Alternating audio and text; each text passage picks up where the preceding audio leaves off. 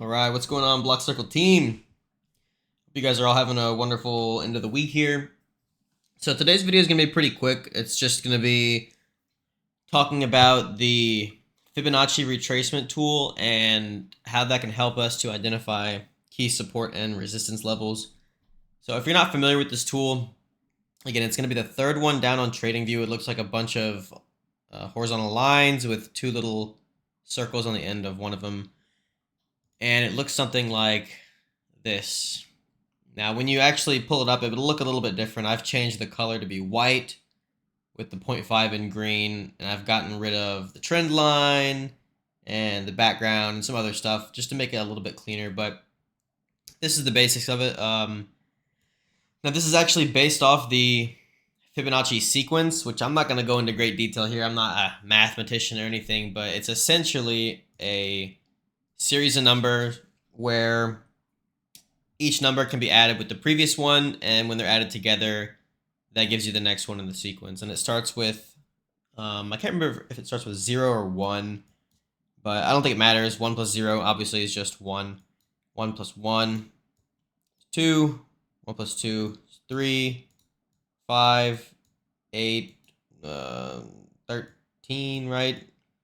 21, so on and so forth, right? The series just goes on and on and on. And this doesn't really matter that much to me. It's not really going to help us with our trades knowing this, but it is kind of the basis for the choice of EMAs that we have. A lot of these are based around Fibonacci numbers, 8, 13, 21, I think 34 or something is the next one, but we use the 30, but they're all very close, and then 55. So how are we going to use these with our trades? Again, when you pull yours up, it might look a little bit different as I've turned off some of them, but essentially it is showing us the different levels of a specific range, right? So if we were to, let's just use this for example. If we pick our bottom anchor as right here at 9,075, and we put our top anchor up here at 12,470, the 0.5 level is 50% between both of these levels, right? And we'll call that a 50% retrace. And quite often in an uptrend, and the exact same thing works in downtrends, when you have a series of higher lows and higher highs, more often than not, the higher lows tend to be about 50% between each of the previous pivots. Not always, sometimes you're going to overextend or underextend, but more often than not, if you're playing these trends, maybe you're entering somewhere in here and you're taking some profits on the way up, then a good place to start adding back is around this 50% retrace level. Okay, so that's going to be our simplest way to use this. And how we're going to choose our anchors typically is going to be something like this. Either you can use just your major pivots, right? The major higher low that leads to a major higher high. And again, these are trend defining pivots, right? Higher lows that lead to higher highs. Those are going to be the most important ones to use. And, it's really up to you. Feel free to test this out and see what works best for you. But I tend to use either the lowest point in a given move or the higher low right before a big move up. For example, back here we had a sharp decline, and then we kind of just started grinding up a little bit slow, a little bit sideways. And then right here at this point is where we really took off to this level here. So that could be a good pivot on the way up. So if we do a retrace, and you could also use, I think this is probably the best one. Either one of these two levels works. And then when you're looking for a support in an uptrend, you will draw the Fibonacci from the low to the high. And then when you're looking for a lower high, like let's say, we're looking for this lower high here, right? We would draw it from the high to the low, like this. And you can see this little bounce here fails about halfway back up this move down, right around the midpoint.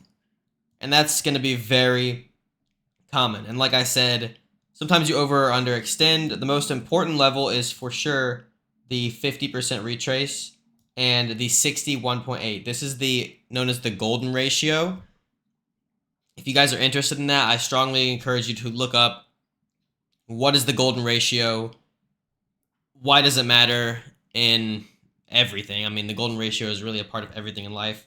I'm not going to go into detail on it. I mean, we could talk for a long time on what that is, but I don't think it's that useful in trading just to have a deep understanding of this golden ratio. But it's some very interesting stuff, so definitely worth looking up. But regardless, in a trend, the most common levels to make higher lows are the 382, the 0.5, and the 0.618 fibs.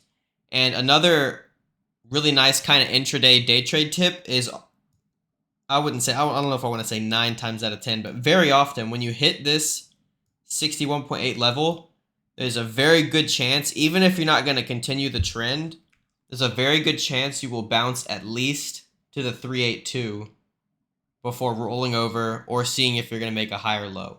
Right, this tends to be a very good range to trade if you're trying to be a range trader, if you're just trying to scalp a little bit. I don't tend to do this that much as I'm more in the game of bigger picture moves, but this is kind of like the golden pocket, right? And if you want to keep it simple, we just use the 50% retrace. So again, it might look something like this, right? Maybe you bought this dip a little bit somewhere in here, and now you're waiting for a TP. Maybe you TP some on the way up, kind of into this resistance level here, and then you're just waiting for a good pullback. Oops. So let's say we notice this and we're waiting, and then you start to get a big decline. Somewhere in here, you decide, let's start with Fibonacci and see where the 50% retrace from this big breakout is. And now you could use, you could put your anchor all the way down here if you like, and then throw that up to the top of the move. But this is kind of a unique move here. This isn't a very extreme and volatile move. So I would say the most important levels here are definitely, this is kind of the meat of this big breakout here. This is really choppy versus this is kind of just one big move. So in this situation, I would use an anchor here, which is the last higher low before this big move up, or here, which is again the last higher low before this big move up. This is the major pivot, this is the minor pivot. And then you would throw it up something like this to the high of this move. And look at that, the 50% retrace catches it perfectly. So this would be a good level to add to your position if you're long, or maybe look to start a position if you're not long yet. And then pretty much the same thing here, right? Now that you have this new pivot, once you make this high, you're going to be looking for the same thing. And you can also use, we can extend this Fibonacci from this low up to this high when we make it, and drag this over, and you can see we go from making a higher low at the 50% retrace to making higher lows at the next fib level, and then to breaking above the next one there. But you could also throw Fibonacci up from this higher low to this higher high here. And we can see once again from this move, the 50% to 61.8 retrace level tends to be a good place to, again, either start your position or add to your position. And the same thing can be done when you're in an uptrend and you're trying to watch for when that trend might be weakening. On these bounces up, you can draw a fib from top to low, and you can be watching around this 50% to 61.8 retrace level.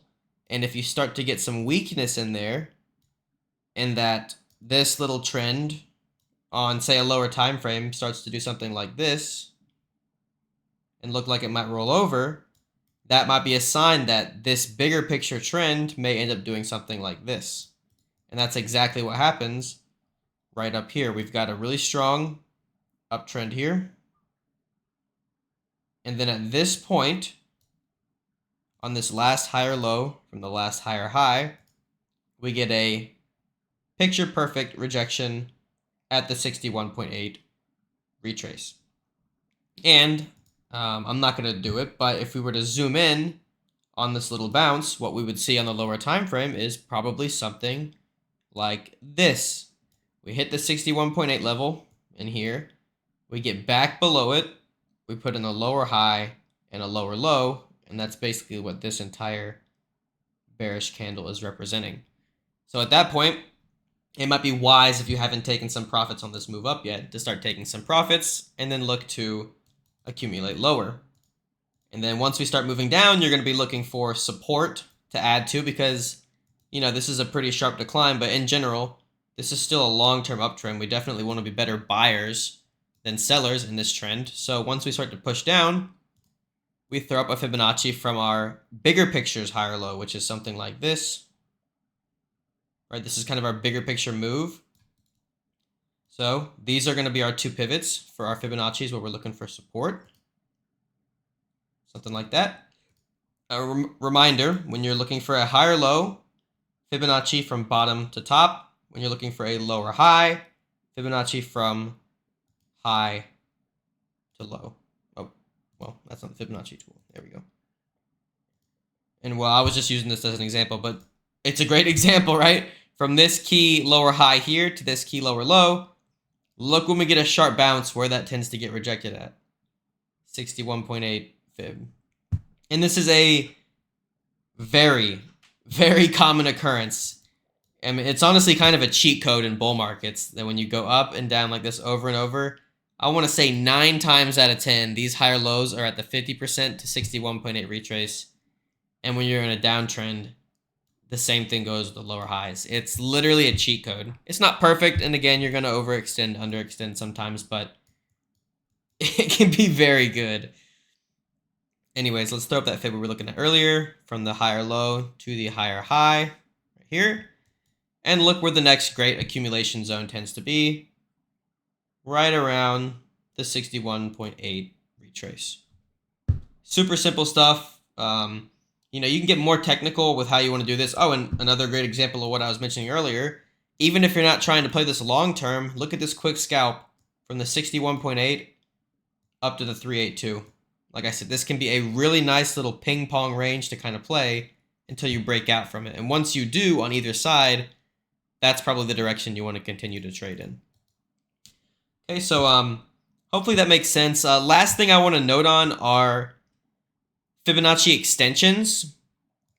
And so I don't actually have these turned on right now, but if you ever want to change your settings with the Fibonacci, you just double click on anywhere on it and you can add all kinds of different levels to it. You know, if you want to know where the 20% level is, you can just type in, 0.2, or if you want to know where the level is 100% above the top, you could just add a 2.0, so on and so forth. But the most common fib extensions are already in here. They'll probably already be there if you're using the Fibonacci tool for the first time, but it's the 1.272, the 1.618 is the big one. That's the most important because, again, we got the golden ratio here. And typically, if I am using these, I really only leave on the golden ratio ones, the 1.618, 2.618, 3.618, and 4.618 is here somewhere. There it is. And these are not perfect by any means, but they can give us some pretty good levels to TP on. Again, this is a parabolic Bitcoin trend, so maybe not the best example, but how you would go about this is simply just look for rejections into these key levels. And then after tapping that, I know this is not a great example because, Bitcoin bull market, we just ripped through it. But, let's see, I have a pretty classic example. I don't know if this chart even still exists. So old. I just remember this one so clearly from my first bull market. I've still got it drawn in even. That's crazy. But here's a great example where, let's get rid of all of it and draw it again. When we put our fib from the top of 2017 to the bottom of 2017, our first fib extension, which is at 61.8% above the high, is right here, and we get a perfect rejection. So at, say, this point, where you've come into the level, let's get rid of this so you can see it better. You've come into the level, you've tested it, and you've started to reject. What you'd want to do is kind of zoom in on this move, maybe on the 4-hour. Can we do that without getting rid of the... Yes, we can. And you're going to want to watch for a breakdown in price, a new lower low, lower high pattern to form. Okay, I don't know if I can do this slowly or not. I can, yep. Lower low. There's your lower high. See if we get another one. We just kind of start puking because the bull market's about to end. I'm guessing another lower high in here. Yep, another lower high. And then, it's toast after hitting this 61.8 level. So this is just my typical example for it. I mean, sometimes you're going to overextend, underextend. These are not things to be used solely by themselves. We want to use this tool in combination with the rest of our tool set, but it can be very helpful for finding support and resistance levels on the way up, on the way down, and even into new highs and new lows. All right, so hopefully you guys found that helpful. If you guys have any questions or comments on this, feel free to reach out to me anytime in the Discord. But until next time, I hope you all have a wonderful week. I believe the next video will be on just kind of some classical charting patterns. Again, I'm not super big on these classical charting patterns, to be honest. I'm more big on candlestick setups, which is what we'll focus on the video after that. But it's definitely important to kind of have a basic understanding of classical charting patterns. So we'll go into that next time. But yeah, until then, I hope you guys have a wonderful rest of your week, and I will see you in the next video. Peace.